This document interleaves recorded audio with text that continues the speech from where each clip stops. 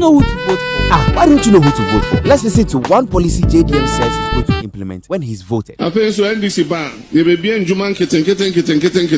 My person branch executive na di omo ho begim. Say yankoko na person share poultry farm ketu ebi near mao akoko bono near ton koko na mao near mao eduane a ode beto eduane ama sika ode beto eduane ama. But why are you laughing? My guy, relax. So this is the reason he wants us to vote for him? Oh, the man hasn't changed one bit. Same old dead goat. Now let's listen to one of the many policies Dr. Bawumia has for the youth. Jobs would be my major focus.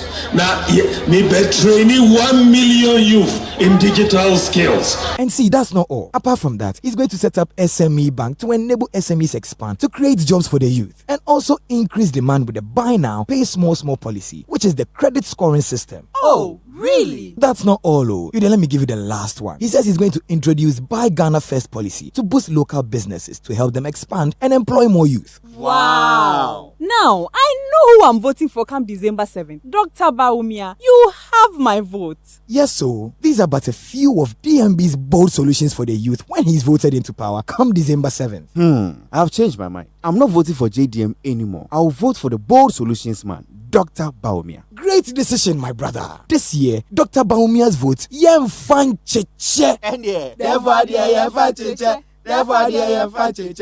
Dr. Bawumia, number 1 on the ballot. Detailed news, unparalleled coverage.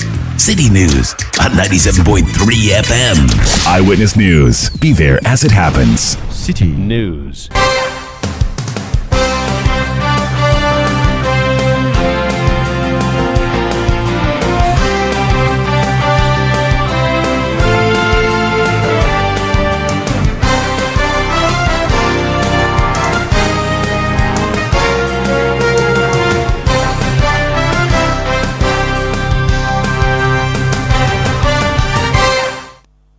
This is 97.3 Citi FM. Apologies for a late start to Eyewitness News, but be that as it may, it is the show that you anticipate every evening, which gives you a wrap of the big stories of the day. And tonight on Eyewitness News, we really have some stories that you would want to listen to. The first story tonight. Sunon Asogli Power Limited regrets that they have been compelled to suspend operations since Tuesday, October 8, 2024. Or the shutdown happened at 5 p.m. that day. The difficult decision was necessitated by our inability to fund our operations because of the failure of the Electricity Company of Ghana to honor their undue payment obligations and their various promises to that effect. Power challenges anticipated as one of the major power producers, Sunon Asogli, shut down operations over indebtedness to government. We'll be analyzing that story for you here on Eyewitness News. Also coming up, NDC MPs accuse the government of vote-buying gimmicks in the payment of money to farmers aimed at mitigating the effects of this dry spell in the north. And later on Eyewitness News, why is John Mahama running away from the debate? Bawumia says he's ready any day for the debate. Why is Mahama running away from the debate? President Akufo-Addo lashes out at NDC flag bearer John Mahama, challenging him to accept a debate with Vice President Dr. Mahmoud Bawumia. My name is Umaru Sanda Amadu, and tonight I'm here with Ekosia Oche. We have business news coming up in the next 50 minutes and the latest headlines. Stakeholders in oil and gas push for innovative strategies to ensure dwindling oil production levels are checked to boost revenue. Stay with us for details from the City Business News. Eyewitness News is live across Ghana on a number of affiliate stations in the Northeast region. We are in the Vice President's hometown of Wale on Eagle 94.1 FM. In the Upper West region, we are in Laura on Westlink 88.1 FM. In the Upper East region, we are in Zuarungu on Word 88.3 FM. In the Northern region, we are in the traditional capital of the North, Yendi. Dasuma 99.1 FM is the station. In the Volta region, we are in Pando on Akpini 96.7 FM. And we are also on Heritage FM 107.3. In the Ashanti region, we are in the capital Kumasi on Orange FM 107.9. In the Ahafo region, we are on Hammers Radio 106.5 FM in Gosu. In the Bono region, we are on Greener 95.9 FM in the capital Sunyani. In the capital of the Western region, Takrady, we are on Premier 100.5 FM and Beach 105.5 FM. We're live on YouTube, we're live on Facebook, and we are interactive. Join us with your messages on 0549 986 996. That's the WhatsApp number. 0549 986 996. We'll start off with details of our stories, and the first one has to do with the power sector. And we have a statement that has been issued by Sunon Asogli, signed by the chairman of the company, Kung Yang. The statement says, Sunon Asogli Power Ghana Limited regrets that they have been compelled to suspend operations since Tuesday, 8th October 2024. The shutdown happened at 5 p.m. that day. This difficult decision was necessitated by our inability to fund our operations because of the failure of the Electricity Company of Ghana, ECG, to honor their overdue payment obligations and their various promises to that effect. Sunon Asogli Power has over the years been very considerate in its dealings with ECG and the government, and unlike other independent power producers, has not even invoiced ECG for accrued idle capacity charges. Despite this, ECG owes Sunon Asogli a net excluding fuel receivable amount of $259 million as at the end of September 2024. Our debt has grown by 23% on the net balance between January 2024 and September 2024, and only 22.6% of the invoices for period has been paid by ECG from the cash waterfall mechanism. We deeply regret the impact of this decision on the national power supply. We expect the Ministry of Finance to intervene for us to return to operations as soon as possible. Signed, Kung Yang, Chairman, Sunon Asogli Power Ghana. This Eyewitness News on 97.3 Citi FM. Let's speak to someone who understands the power sector very well to understand the extent of damage this would be causing to our economy. The Executive Director of the Institute for Energy Security, IES, is Nana Amwesi VII. He's joining us on the line. Nana, you're welcome to Eyewitness News. Nana, good evening. Good evening to you, Umaru Sanda. Good evening. So, first of all, the issue would be how significant is Sunon Asogli in our power mix, i.e., what is the contribution to the national grid? Well, when it comes to the total installed capacity, Sunon Asogli is controlling close to 10% of that because their installed capacity for both phase 1 and phase 2 is close to 550 megawatts. In the thermal equation, Sunon Asogli controls close to 25%. And so that's significant to our power generation. Now, is it so significant as to lead to a disruption in power supply, or in other words, a shedding of load? Definitely, yes. You remember that we've gone through most 4 or 5 months of serious doomsday, and that was as a result of about 620 or close to 600 megawatts of deficit. And so if Sunon Asogli is controlling more than 500 of that, it tells you how significant Sunon Asogli's contribution to the power sector. But I must bring this to your notice, Alexander. Over the last 4 weeks, we have been importing power, particularly from Côte d'Ivoire. We were importing power at the time that Sunon Asogli was generating, and on daily basis they do more than 400 megawatts. Just that we've not realized their impact or seen the impact of the shutdown because of the weather. In the last 1 week, God has been favorable to us, giving us some wet weather, and so temperatures are low, and that's we don't require a lot of power for a lot of things that we do with heat or with the cold. But now that we are getting out of the wet weather, the impact may be felt in the coming days. I see. Now, you've said that in the past when we witnessed load shedding, it was just a little over 600 megawatts that was not in the mix. Now that we have Sunon Asogli going away with 500, that clearly is very significant, which means unless we continue with the importation of power, we are going to see an effect here. Of course, not just the quantum of power that we are generating, we are importing currently, but we must enhance on the importation of power because we will need more than 140 megawatts. And for the last 5 days, when I watch the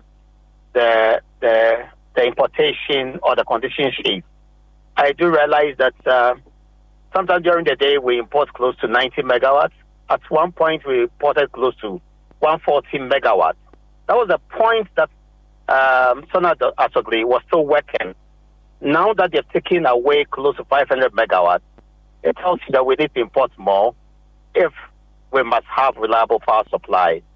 But that will not be sustainable. You and I understand that because we still export power to Togo, but this time around we're asking them to give us power because we are in a fix. This question I'm going to ask you ordinarily should be going to the Minister for Power, but I'm hoping you would have some answers for me. Why is it that we are exporting power on the one hand and importing on the other hand? And if we can pay to import, why don't we pay our independent power producer to generate for us locally? Do you understand what's happening? Well, I understand that this is not a simple equation. It's a simultaneous equation. And like you said, it must be solved by the power minister. But we also understand that we have commitment to some of these countries. We have built infrastructure, transmission lines to connect to these countries so as to export power to them. We get money from the export, so we are able to pay for the funding that was raised for those infrastructure, talk of the transmission lines and the transformers and the poles and everything along that along the transmission grid. And so we still need to sell to them power. Commitment to some of them are also historical. If you take away all the export power, then they will advise themselves at one point in time, probably to build their own dams along the Volta Lake, and that will impact on our power generation when it comes to the hydro, side of the equation. However, yes, this is my first time the country is an important power. We understand we are in the same pool, and so at a point in time, we must agree on power exchange, and that means export and importation are the points. But I think that your question was loaded to the extent that if we can afford to import power and pay, then why don't we pay the producers locally here? And why are we willing to import and probably even send money out of the country, giving a burden on the exchange, on the dollar or our own forex? Why don't we pay? But I'm sure that the ministry would definitely intervene. I suspect so. I might remember that last year around December 4th, they shut down again. They shut down for the first time at Asogli. And this is the second time they've done so. And the first time the ministry intervened swiftly. But this time around they are choosing to start with an importation and probably go to the decks and meet Sunon Asogli. I have a question. The the cash waterfall mechanism was a mechanism to ensure we do not get here. How did we get here? The inefficiencies in the ECG particular, and to some extent the NETCO. And so if the distributor that, hangs around the end of the chain is unable to collect all the revenue from the power sales, then of course they won't have enough to put into the cash waterfall mechanism or vote to ensure a fair and equitable distribution to all the utilities. ECG today is struggling with transmission losses, is struggling with technical and commercial losses as high as 30%. It means that if you give them about 1,000 megawatts to distribute, they can barely, account for 70% of that. And when you read from the PRC's own report, it's telling us that over the last 6 months, the amount of revenue that ECG is collecting is as low as 45% of expected revenue. Definitely, the cash waterfall mechanism cannot effectively work when ECG is experiencing those inefficiencies. ECG is in a difficult time now, isn't it? It has just lost a head and getting a new head fixed on. At this time, can it really deal with issues as significant as this one that is hitting it from Asogli? Well, I can provide that assurance. If you listen to even the board of directors, it was when the immediate past MD resigned that they were able to meet as a group, and that was more of a reactionary approach. The first time they said they met for familiarization, whether about the company or about themselves. But serious business as a board has not gone into that. And of course, a new manager coming will also have to begin to familiarize himself with the operations and problems of ECG, get to the drawing deck, sit with the staff and find ways to work around that. But I think we must start from somewhere, but I don't believe in the next 2-3 months ECG can address their problems. It requires more of an investment into their operation, more of competence as well, and less of political interference to address some of these issues. But that's not something that may happen, especially not at this moment. Not at this moment. We lost the opportunity to invest hugely into ECG's infrastructure with remember Morocco and all those problems that we had in the past. We lost that money from the US, and so we need to go out there and look for another funding to resolve ECG's inefficiency. Thank you so much, Nana. That's Nana Moisi the seventh. He's executive director of the Institute of Energy Security. This is Eyewitness News on 97.3 Citi FM. My name is Umaru Sanda Amadu here with Akosua Ochi. When we come back, why is John Mahama running away from the debate? Bawumia says he's ready any day for the debate.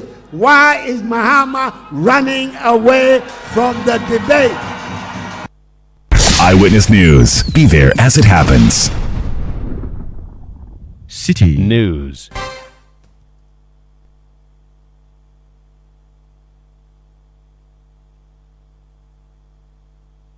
Eyewitness News. Be there as it happens.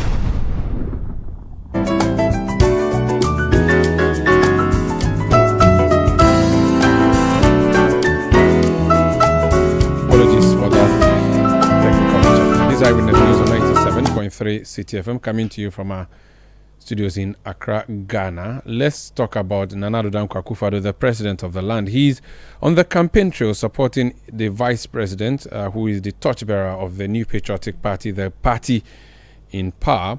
Now, yesterday we brought you the soundbite of the president speaking on Galamsey. Tonight, he's been speaking about other issues relating to the man he beats in the last two general elections, who is going against his vice president. Akosua has a summary of that story. Now, President Akufo-Addo is challenging the flag bearer of the National Democratic Congress, John Mahama, to accept the debate challenge from NPP flag bearer Dr. Mahmoud Bawumia. Now, Nana Akufo-Addo is accusing John Mahama of running away from debating Dr. Bawumia because he has nothing to offer Ghanaians. Or speaking at a meeting with chiefs and the people of Tamale as part of his thank you tour, Nana Akufo-Addo says the debate must come on. We need somebody who's reliable, whose word can be trusted, who is consistent, and who is clear-minded. And that is why some of us are saying, in fact, the majority of us in Ghana are saying, we want him and Bawumia to debate the issues in our country. Why is John Mahama running away from the debate? Bawumia says he's ready any day for the debate. Why is Mahama running away from the debate? The people of Ghana deserve the debate so they can see, freely, who is doing what and saying what and representing what. Mr. Mahama, which is which? What should the Ghanaian people take from you as your position on the free senior high school? Is it safe with you? Are you going to continue it, or you're going to review it? Are you going to cancel it? None of those do we know from you. Nobody should be allowed to be president who cannot answer these questions straightforward. Yes or no? That was President Nana Akufo-Addo speaking there in Tamale. Eyewitness News. Be there as it happens. I'm saying that Ghana must not introduce free SHS on the whimsical promise of a desperate politician. Many mistakes have been made by countries in Africa already with free SHS. Akufo-Addo, minya wudienye, wuye bwe, Bawumia, minya wudienye, wuye bwe. Hey, Mommy J.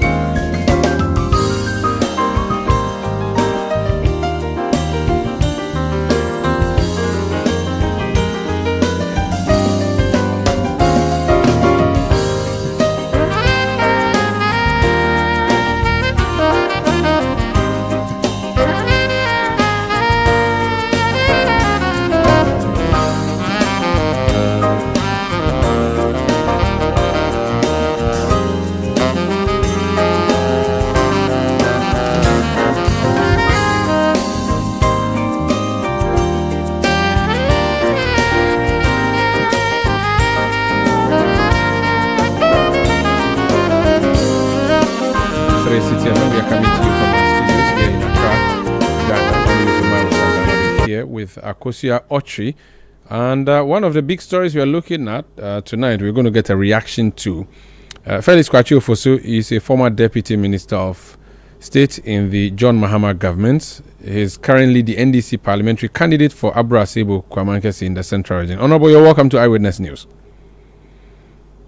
Hello, sir. Can you hear me? Mr. Kwasi Ofosu, can you hear me, sir? Hello? Yeah, hello. Yes, can you hear me? I can hear you. Good evening. Yeah, good evening. I want you to respond to something. I want to hear it. I want you to hear it for the next 10 seconds or so, if you could kindly indulge me. Oh. Why is John Mahama running away from the debate? Bawumia says he's ready any day for the debate. Why is Mahama running away from the debate?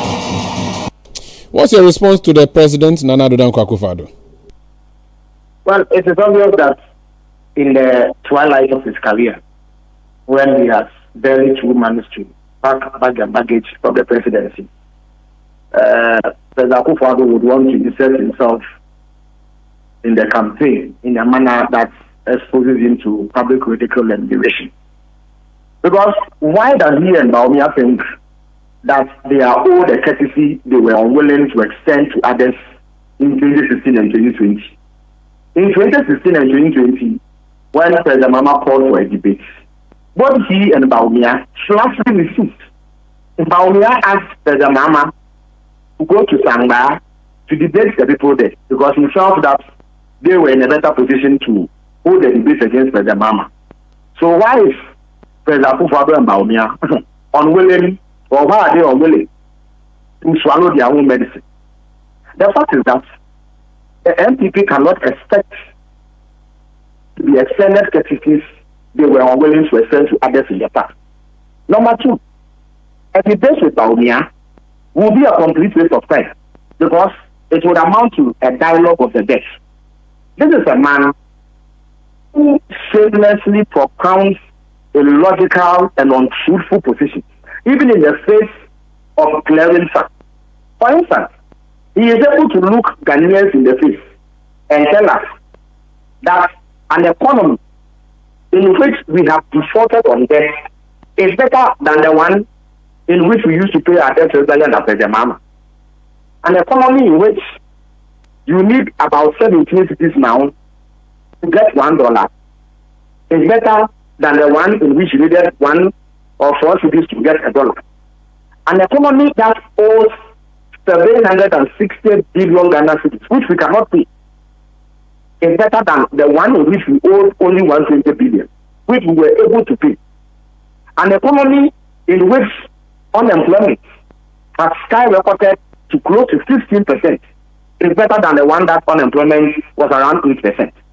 So when you have a candidate who thinks and reasons like this, it will be a complete waste of time to go and debate him because he will be unwilling to move from the territory of delusion and come to reality. And then number three, it is obvious that both President Akufo-Addo and Bawumia are aware that they are trailing badly in this election and that they are on their way to receiving a humiliating defeat in the election. So they are desperately begging for a debate in the hopes that it revives their fortunes. Otherwise, it's better believe that people who have never believed in debate would now be calling for a debate every minute that they get. So, in a nutshell, President Mahama and the NDC are not going to waste their time on people who behave critically, who are unprincipled, and choose and pick when they show up for debate. But it will be an opportunity for you to tell your story, don't you think, if you think that you have a better story?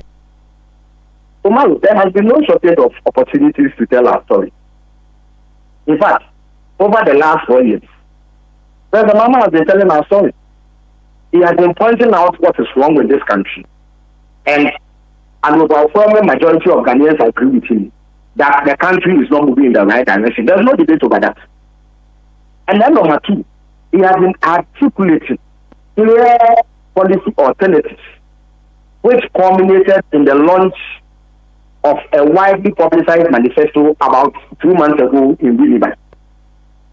And then he has been on a campaign trail for months, where he has constantly engaged the people of Ghana on his program.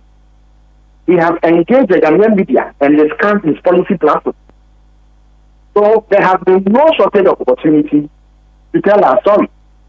But you in the past asked for this debate to be held. At the time, you believed that you had a message to tell Ghanaians through the debate platform. You've just listed a number of issues there now, and I was just wondering, why don't you use the opportunity? And I believe the purpose of debates is to demolish your opponents. If you feel so strongly that you have a superior argument, why don't you show up and demolish this person in their presence on a campaign or in a debate? Bawumia was long demolished even before he launched his campaign. His campaign has always been ill-fitted. Even a child in his mother's womb knows that he will lose this election because of his abysmal performance in the management of the economy. Long before he decided to take nomination forms to contest this election, his fate had been decided. Because there's no rational, sane human being who will subscribe to a situation where a man who cannot carry weights will demand that timber be added to his load. If the man could not manage the economy, on what basis does he want to manage the whole country? So as for demolition, he was demolished long ago by the economy itself. For many years, he fled from discussing the economy because he knew that the moment he reaches the subject of the economy, he will come in for widespread public criticism and condemnation. So it has never been about demolishing an opponent's argument. The point is that an opponent who does not show you respect is undeserving of respect himself. In 2016, when he went to Sangla and insisted that the Mama should come to Sangla and debate the people of that place, what was he thinking? So why doesn't he go to Sangla today and debate them on the calamitous collapse of the economy, on the excruciating hardships that his mismanagement and incompetence and hopelessness have foisted on them? Why doesn't he go and debate the 1.3 million bondholders whose bonds totaling over 240 billion Ghana cedis he has withheld? Why doesn't he tell the 2 million unemployed Ghanaians about his plans in the debates? Why is he wasting everybody's time in the debates? As I indicated, it will be a complete waste of everybody's time, and we really see are unprepared for time waste. It appears free SHS still becomes a big problem for your campaign. I noticed that you have sponsored ads where you are stating the position that your candidate has never been against free SHS. The president, in speaking tonight, is asking your boss to make a definite statement on free senior high school. What will be your response to that, and how will the campaign react to this? He actually encapsulates the reason why a debate is unnecessary. Because these are people who are shameless. In the face of glaring facts, they say otherwise. Who in this Umaru, the day that you show that as Kempinski, you question President Mama on his program and policy and ideas. Did you not clearly hear him articulate the position of PSHS? So why would President Akufo-Addo mount a platform and purport not to be aware of this position and demand a statement on that position? He is wasting everybody's time, and it is precisely the reason why showing up for a debate will be an unworthy exercise. It will be a dialogue of the deaf. They have decided to contrive deafness so that they don't hear whatever is said. There's no point wasting time on the matter, because I'm sure your listeners know that going further on that guidance will be a waste of everybody's time. President Mama has articulated his position on CSHS clearly. In fact, he has done so ever since the policy was implemented. So there's nothing else to say. Thank you so much for speaking to us. That's Felix Kwachu. He's an aide to former President Mahama, the NDC flag bearer. He's NDC parliamentary candidate for Abra Asebu Kwamankese in the Central Region. This Eyewitness News on 97.3 Citi FM. On Saturday, there was an accident in East Legon where a 16-year-old boy was behind the wheels, rammed into a vehicle at an intersection, leading to the death of two persons after the vehicles caught fire. The police arrested the parents of this young man yesterday, And tonight we have an update. Hansen Ajiman, our legal correspondent, is in studio. Hansen, what's the latest development on that issue? So what we know is that 3 persons have been charged by the police, and these 3 people, the parents of the child, that's Salif Amuakon and Moha Amuakon, father and mother, as well as one Linda Bempa. Now, this Linda Bempa, we are told, is a sales assistant at a shop owned by the elder brother of the suspect driver. All 3 have been charged with permitting an unlicensed driver for driving a car. So, permitting an unlicensed person to drive a car. That is the charge the 3 persons have been charged with separately, and they were sent to court today. The facts as read in court by prosecution is that during interrogation, the parents of the child admitted that in time past they had given access to this person who is not a licensed driver to drive a car either to the gym or to some other places. But on the particular day of the incident, according to police investigations, the third accused person gave the keys to the Jaguar car, which belongs to the mother of the suspect driver, and gave the keys of the Jaguar car to the suspect driver, which he drove into the Accra car, as have been widely televised on various platforms and have gone viral on social media. That's CCTV footage.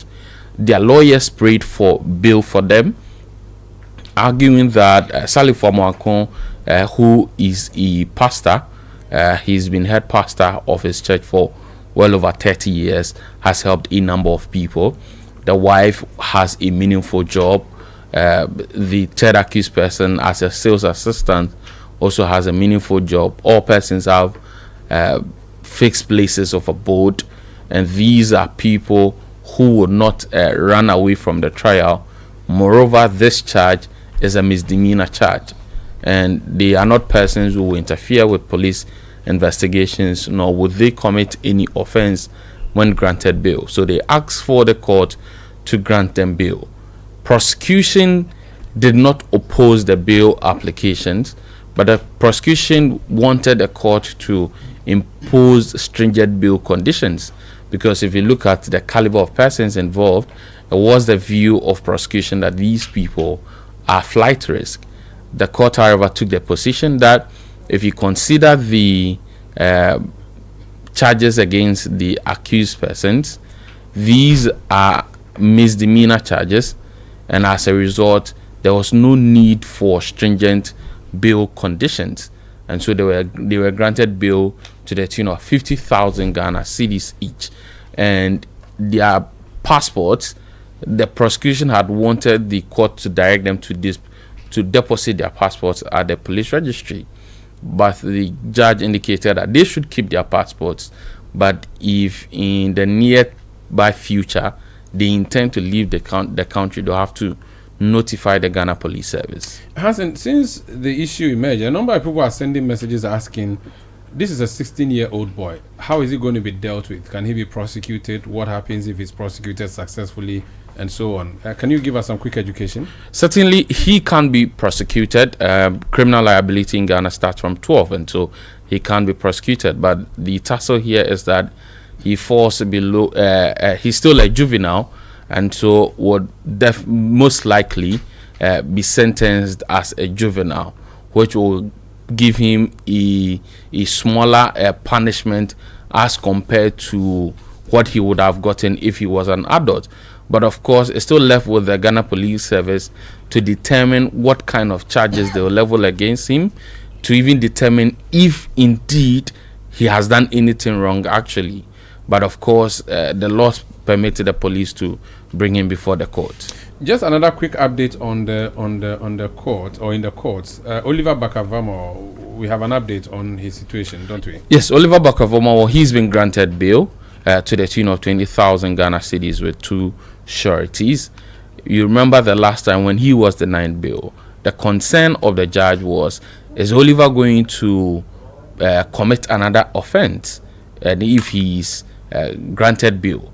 Because he had already been granted bail in a treason trial.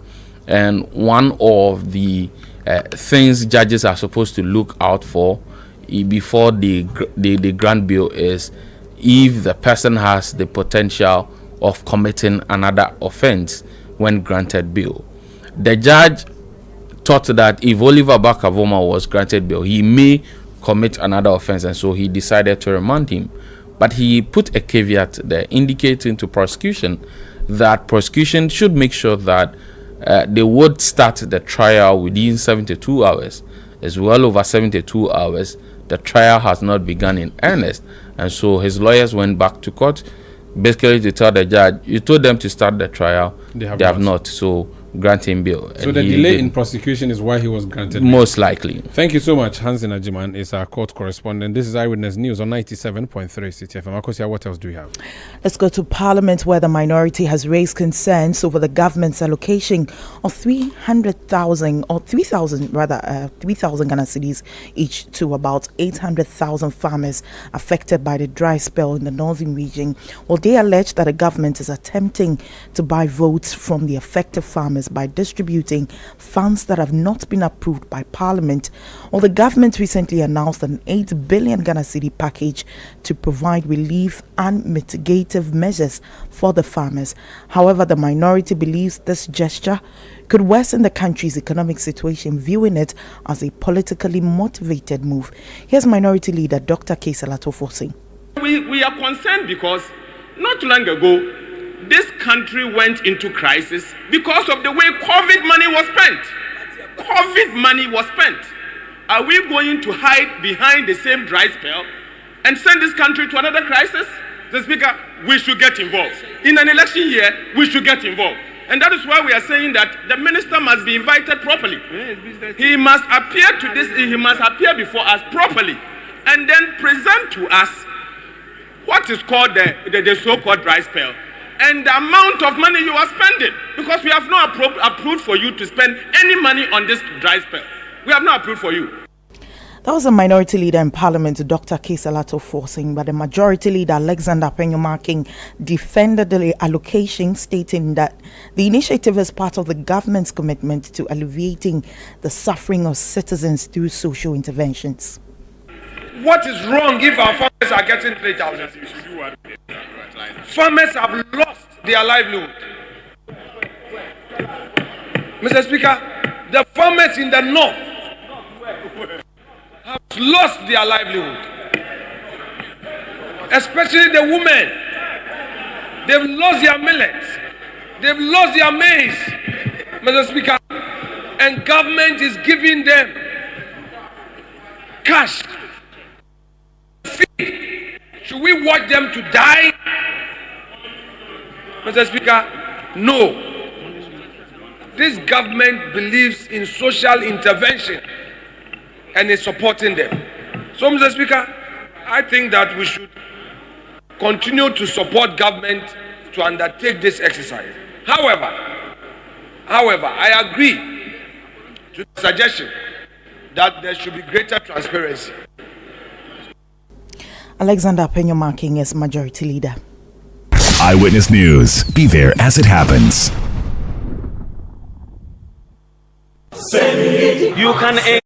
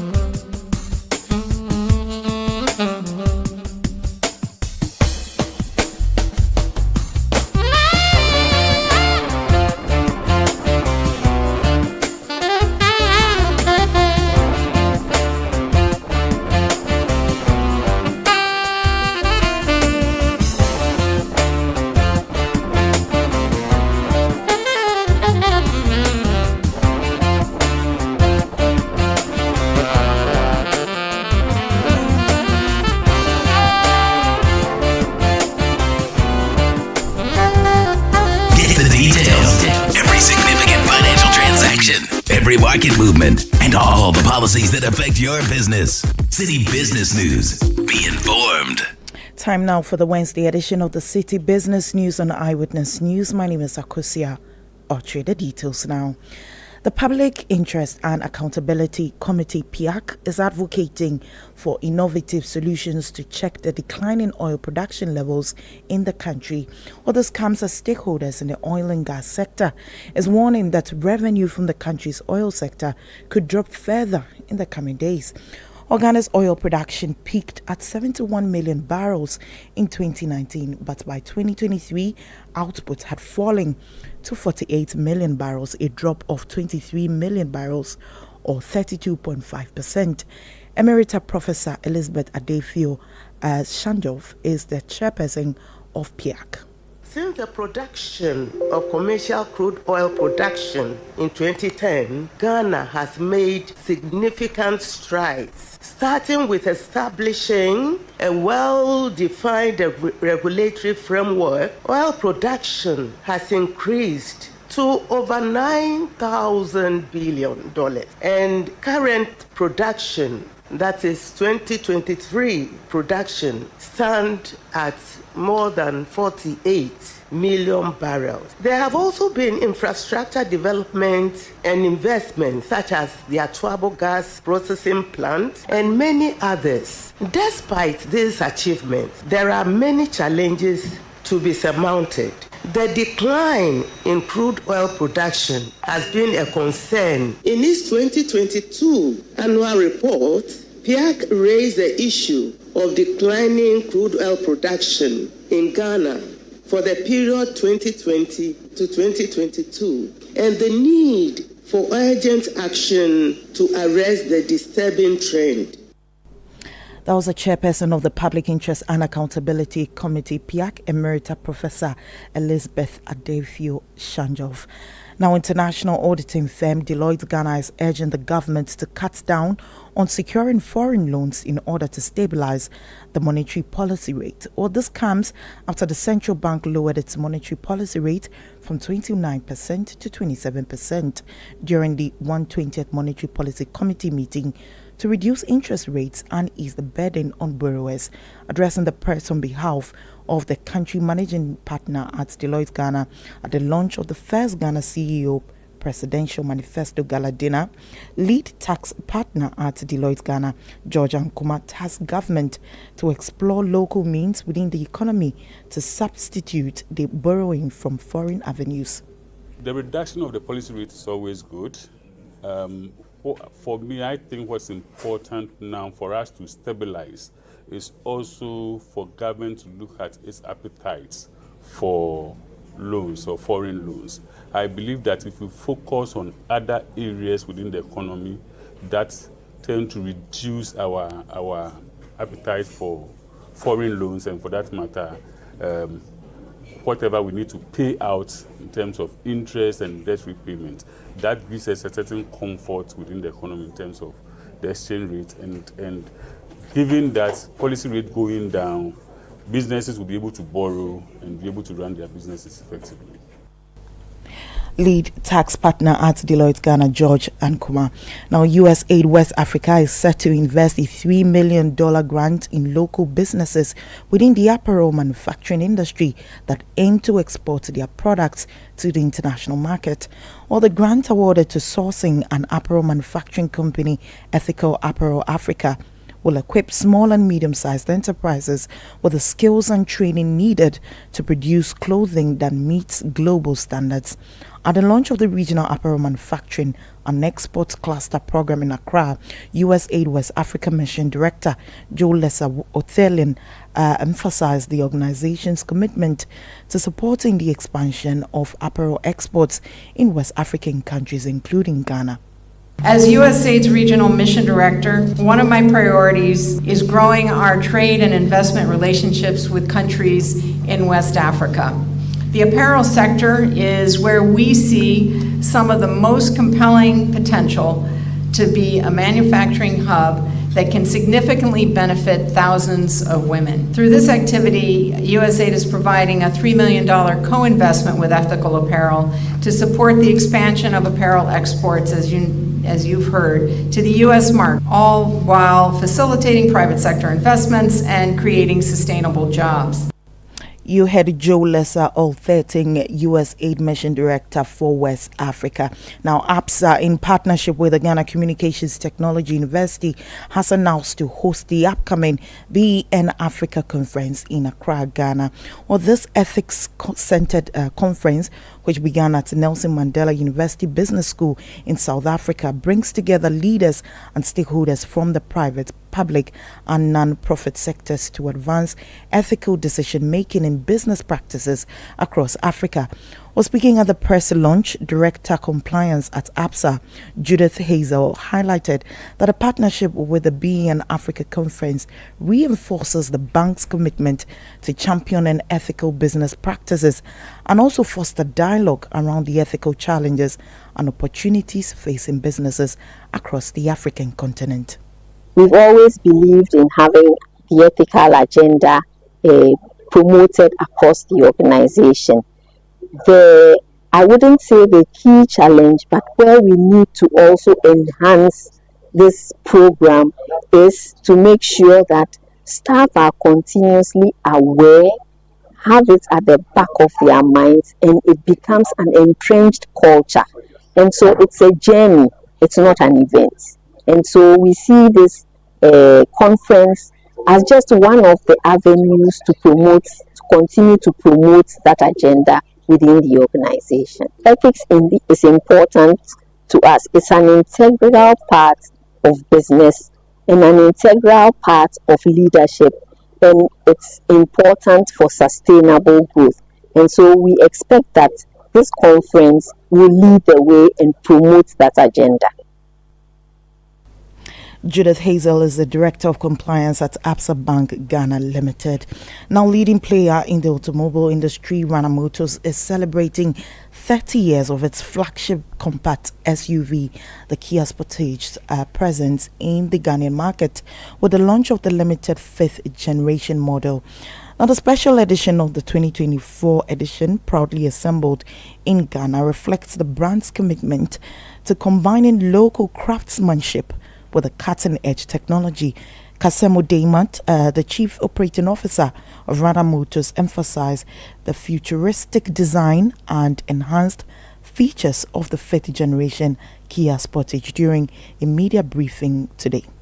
Blending modern luxury with rugged reliability, the all-new Sportage we have today has become synonymous with dependability and innovation. The 2023 Sportage stands tall as a veteran with 30 years of exploration behind it, a legacy Rana Motors is proud to be associated with. Looking into the future, we are certain that Kia Sportage is ready to explore new horizons. With Rana Motors by its side, this adventurer will continue to push the boundaries of possibility, ensuring that the roads ahead are even more exciting than the ones already traveled. It is worthy of note that the success story of Sportage as a model greatly influenced the birthing of several others. From the ultra-versatile Sorrento to the new breed of compact SUVs, the Certos, Sonnet, there is equal grit and grace. Chief Operating Officer of Rana Motors, Kasem Odeimat, wrapping up the Wednesday edition of the City Business News on Eyewitness News. I am Akusia. Orchid, stay with us. Up next is Point Blank. I'm saying that Ghana must not introduce free SHS on the whimsical promise of a desperate politician. Many mistakes have been made by countries in Africa already with free SHS. Akufado, minya wudienye, wuye bwe, Bawumia, minya wudienye, wuye bwe. Hey, Mami Jamefua, why are you so excited this hot afternoon? My sister, when I remember what Free SHS has done for me and my children, I can't help but be happy for what Nanado and Dr. Bawumia have done. You remember when I lost my husband who was the breadwinner? Yes, I remember very well. There was no hope for my 3 children to go to school until Nanado and Dr. Bawumia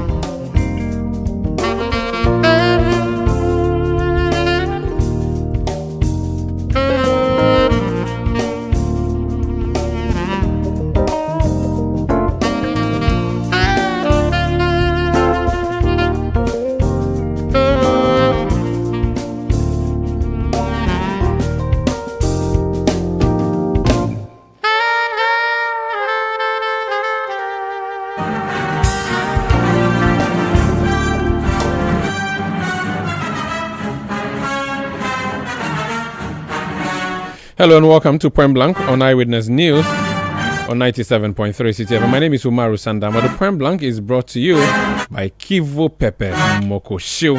Kivo Pepe Mokosho. That's what you need for all your stews, your soups, and your sauces. On Point Blank tonight, we are going to Parliament because there's a big debate there over why the government sent money to farmers in the north who were affected by the dry spell. The government said it was to mitigate the effects of the dry spell on the persons dead, the farmers. But the NDC side says it was a vote-buying gimmick. The Minister for Agriculture, the Honorable Brian Champon, was in Parliament to answer questions and join the debate on the floor. Let's listen to that. Our colleague, the Minister of Agri, to come clearer. One of the main points he made was to apprise the House on the methods used to procure the items, i.e., how were the suppliers selected? What is the how much we are spending on this? How did they determine the amount of money to be given to each farmer? Is there data? The tax waiver, yes. Also on the how the importers got tax waivers for importing the rice and other things. And Mr. Speaker, they talk about drought in the north, and we colleagues from the north are saying that which part of the north are you talking about, and how were you able to determine how much loss they are going to incur in terms of the grains and other things? So the Minister of Agri cannot just because the speed at which the comment came and then the procurement, it's as if the procurement for the grains was almost effected before they talk about how many people are affected. Mr. Speaker, those are the things that our colleagues talked about when they were talking about this. So maybe let the leader take note of this and make the Minister of Agri. And then, Mr. Speaker, lastly, what Honourable Member for Senate spoke about. Mr. Speaker, it is widespread information that the Minister of Agri gave fertilizers to members of Parliament to distribute. Mr. Speaker, as a matter of fact, the letter the Minister wrote to me, copied the Agri Minister, said the MPs should assist the DCE in selection of 100 farmers. Yes, that's the letter I read, Mr. Speaker. And I said, we have 32,000 farmers in Adaklu. I have no method of selecting 100 out of them.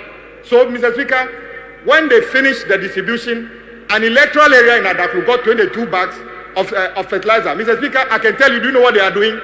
They open the fertilizer bags like rice and put a cap on it and are distributing. Because the whole electoral area of 5 towns have got 22 bags of fertilizer. So, do you really mean to help farmers, or is just cosmetic, or you just want to muddy the waters? Because 22 bags of fertilizer cannot be shared to over 4,000 people. How are you expecting them to share that? So, Mr. Speaker, the Minister, our colleague is here. Let him explain his intention of writing that letter and how effective that exercise is supposed to be. The northern part of the country, drought is a disaster. May I know from the Minister, because when it comes to disasters, I know that it is NADMO that is responsible, is the lead agency to be in charge of drought, which is a national disaster. Did the Ministry of Agri work with the National Disaster Management Organization? Because when it comes to disaster and relief, they've got to have the data, households. You cannot just say you were giving an individual 3,000 Ghana cedis. You've got to look at the household, because some of the households is 3 people in the household, 5 people. For international standard is 5. So how did they come about with the data that they are going to use to distribute this money? And if you're talking about drought, the vegetation in the northern region is not different from the vegetation in OT region.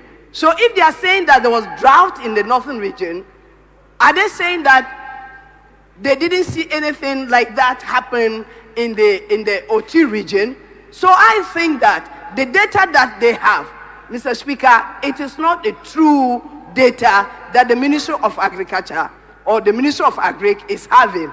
They have to consult the MPs in the to work with them and to work with NADMO, so that they can have the credible data for this distribution of monies that they want to undertake. Thank you, Mr. Speaker, for the opportunity. May we hear from the minister, since he's around, the Minister for Food and Agric, then we can continue with the comments.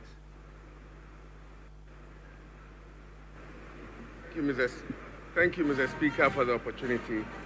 I do acknowledge that this is a business statement, and so I will be very brief, just to clear some misconceptions and confusion. Starting with my respected honorable, we have not declared a national disaster or a drought. What we mentioned was that it is a dry spell. A dry spell. And a dry spell is totally different from a drought, in which would have necessitated the declaration of a national disaster. A dry spell, a near drought condition, is not a drought. It's not a declaration of a state of emergency. Please, it is very, very important. We have not declared a drought. We said a dry spell. A dry spell. You can play back my statement. You can play back all my press conferences. It was a dry spell. Number two, we have not said anywhere that we are giving 3,000 cedis to any farmer. We have not said anywhere. In my press conferences from the beginning, I mentioned that we are going to give 1,000 Ghana cedis per farmer. Number three, Mr. Speaker, we have delivered fertilizers under different programs. The first one was the grant fertilizers, which we gave to every farmer that is registered on the Ghana Agriculture and Agribusiness platform. We gave them grant fertilizers. We also gave members of parliament fertilizers to be given to vulnerable, the very vulnerable farmers that you will identify. So if you have a copy of the letter, that I gave to you, and every member of parliament has a copy of that letter, if you read the letter, it is clear that if you can identify very vulnerable farmers in your constituency, we are allocating these fertilizers to you to give to these very vulnerable farmers, up to 100 of them. That was stated in the letter. And we requested that if you identify these vulnerable farmers, make sure that they are registered on the GAB, give them the fertilizers, and then give us a list of those farmers. So we did not ask you to open the bag of fertilizers and distribute them as though you are giving a cup of fertilizer to farmers. That is not what the instruction is. You have a copy of the letter. You can apprise Ghanaians what the instructions were. If you read the instructions that were given, I'm sure that the right thing shall be done. Mr. Speaker, the grant fertilizers, the fertilizers to the vulnerable farmers, is totally different from the fertilizers that we are delivering to the dry spell farmers. That we just started moving those fertilizers into the regions. And we have asked all stakeholders, including members of parliament, to ensure for accountability and transparency that those farmers are registered on the Ghana Agriculture and Agribusiness platform, because that is the only way a farmer can be identified and given support. And that is why we have invited members of parliament, district chief executives, and community leaders to help register the farmers so that we can account properly to parliament, we can account to the Ghanaian people where the resources of state is going to. So it's transparent. If you so happen, and I've had several members of parliament who've had their fertilizers in a way withheld by DCs, and I've received calls. I don't want to mention names. If I'm dead, I will. That I have personally called these DCEs to release the fertilizers to my colleague members of parliament who are having challenges getting the fertilizers. In fact, I have had calls to, on one occasion, call the leader of the minority about the situation. So there's total transparency in how we are delivering government resources to the Ghanaian people. We encourage all farmers through their leadership, through their leaders, to help the farmers register so that we can give the farmers, nobody anywhere can receive inputs from the Ministry of Agriculture without being properly registered, so that we can come and account to the Ghanaian people. So it is important that we set out the confusion. I'm going to come back in any statement, in whatever form, to give proper accounts to the Ghanaian people. How we procured inputs for distribution for the dry spell. We went through the processes. Mr. Speaker, with the permission of the right question, I'll come here to the floor and answer to the Ghanaian people the level of transparency with which we are implementing this government program. Thank you very much, Mr. Speaker, for the opportunity. Yes, Minority Leader. Mr. Speaker, I would like to quickly make a point after the minister responsible for agriculture just spoke. Mr. Speaker, I say this because December last year, Parliament approved a budget for the Minister for Agriculture. That budget did not anticipate 800,000 farmers, of which you will pay 1,000 Ghana cedis each to, according to your own numbers. Mr. Speaker, that budget did not anticipate expenditure of 3-point-something billion for dry spell. And for the minister to spend that kind of money without parliamentary approval, Mr. Speaker, that is the question. And the members of parliament want to find out, was this properly appropriated? Was this properly appropriated? Mr. Speaker, that is the question. And Mr. Speaker, we are aware that they are awarding contract for the purchases of rice. And we want to know how this is being distributed. Mr. Speaker, and we want to know the scientific way in which they came across the way this was done. Mr. Speaker, and that is why we are raising this question. Because expenditure of about 3 billion. Mr. Speaker, we are concerned because not long ago, this country went into crisis because of the way COVID money was spent. COVID money was spent. Are we going to hide behind the same dry spell and send this country to another crisis? Mr. Speaker, we should get involved. In an election year, we should get involved. And that is why we are saying that the minister must be invited properly. He must appear to this, he must appear before us properly, and then present to us what is called the so-called dry spell and the amount of money you are spending, because we have not approved for you to spend any money on this dry spell. We have not approved for you. So please come properly and let us actually look into the details of what you are spending. Thank you, Mr. Speaker. Honorable members, please don't let this be lost onto you. Just comments on the business statement. Mr. Speaker. That have been present. Just comments on business statement. So that's the Speaker of Parliament, Alban Bagbin, commenting on that debate, which has to do with the monies that have been paid by the government to farmers in the north who were affected by the dry spell.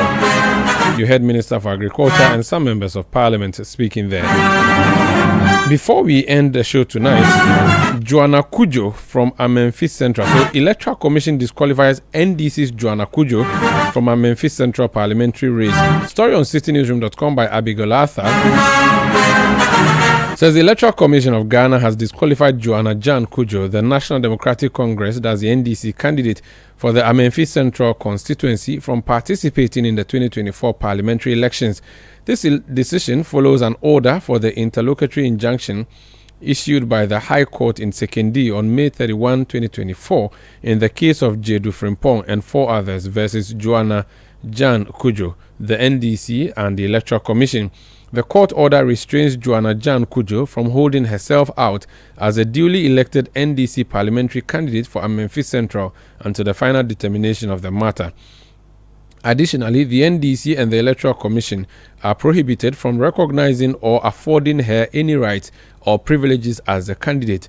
In a letter dated October 10, 2024, Deputy Chairman of Operations Samuel Tete of the Electoral Commission informed Jan Kujo of her disqualification, stating that the Commission is bound by the court order, which has neither been stayed nor vacated. Kujo was barred by the Sekendi High Court in May from claiming to be the party's parliamentary candidate in the constituency. This decision stemmed from allegations that she forged her voter ID and NDC party card. 5 applicants, Jedu Frimpong, Akubila Daniel, Enoch Ntiamwa, Isaac Chum, and Doris Edu, sued Joanna Kujo, the NDC, and the Electoral Commission on this particular matter. For more, go to our social media platforms, use the hashtag GhanaPost2024 and Election Bureau, as well as Citi Verify, for details of our coverage of this year's election. That would be it for Eyewitness News, and for that matter, the segment known as Point Blank, which was brought to you by Kivo Pepe Mokosho. I want to encourage you to stay tuned into 97.3 Citi FM, because at 10 p.m. we have a special news show that we have for you, which show allows you to call into the station and speak to the issues that are affecting you as far as the elections are concerned, your views on all the matters that evolve around this particular election. There's a show you should tune into and listen. The show is a ballot box, hosted by Christopher Esima. It's at 10 p.m. on 97.3 Citi FM for 2 hours. Tune in, listen to the conversation, listen to the topics, and call in. And Christopher Esima will pick your calls and views on all matters relating to the ballot box as you cast your ballot on December 7th. Thank you for listening. Have a good night.